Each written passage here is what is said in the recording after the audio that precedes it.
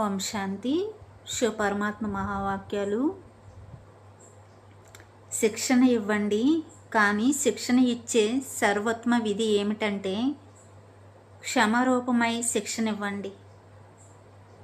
కేవలం శిక్షణ ఇవ్వకండి, దయ మరియు క్షమ చూపించండి.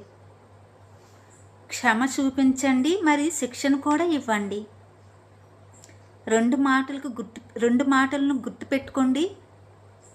శిక్షణ మరియు క్షమ లేదా దయ.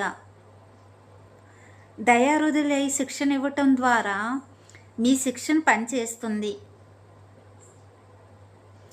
దయాహృదయులై ఇవ్వకపోతే మీ శిక్షణ ఒక చెవిత వింటారు, మరో చెవిత వదిలేస్తారు. అంటే శిక్షణను ధారణ చేయరు. దయకు విధి శుభ భావన మరియు శుభకామన.